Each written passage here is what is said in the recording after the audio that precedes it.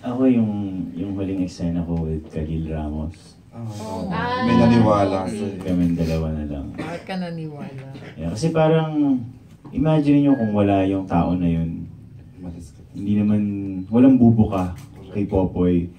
Walang hope, walang hope na nagpa-pop or, diba, that scene parang it speaks so much about what I learned in this film. Ako yung favorite ko yun, naging weak na siya, yung parang naging, ano na, yung, wala na siyang, powerful na kasi siya, di ba? Susunod na siya. Akala ko yung wig. Kasi, binasag kasi yung baso eh. Binasag yung baso Ako talaga. hindi scene yung favorite ko, reaction. Favorite ko kay Basha talaga yung nagugas siya ng pinggan. For me, yun ako tulala. Oh, that's the best reaction na binigay ni Basha sa akin. Nakuha niya talaga sakto how I wanted it. Si Popoy naman, dun sa last reaction niya, after sabihin ni Bashang, I will tell everyone. Tapos, kung at least alam nila yung totoo, di ba, umexit, naiwan si Popoy. Favorite ko. Kinikilabutan na naman ako. Miss Van, favorite scene nila sa pelikula?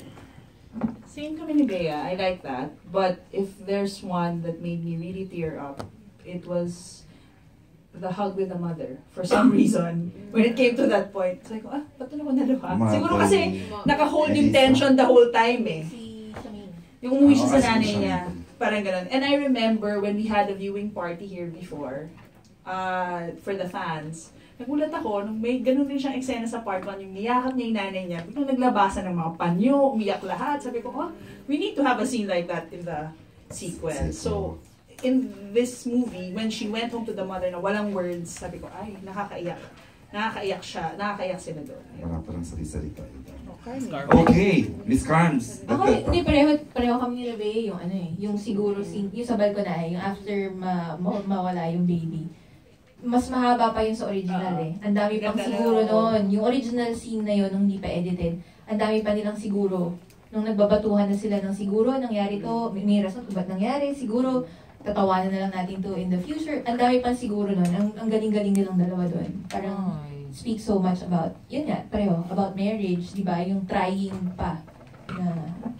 Paborito ko yun. Kaso nung siguro abot kami 3 oras. Sabi namin sigurado, kailangan natin yung photo eh. Siguro 3 oras. Dalag yung vow, talagang kailangan yung additional na hindi sinabi sa wedding, sinabi sa last part, talagang yun ang plano nyo, ano? Sa wedding, hindi namin narinig yung Before the wedding. Before, ang ganda. No, kasi parang we decided, when we decided, when we were talking about the story, I told Carmi of a story na, you know, I heard there's this couple that they decided to get married before their actual wedding, which was going to be a grand wedding. Okay.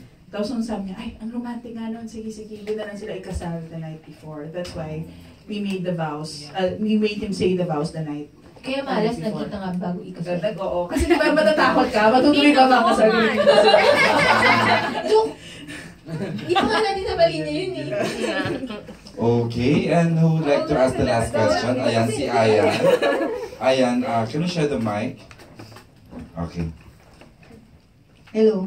Hi. Congrats, 300 plus million. Tining ng boses. Ganun talaga yun.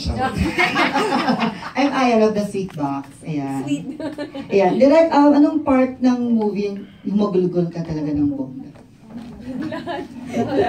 From the beginning.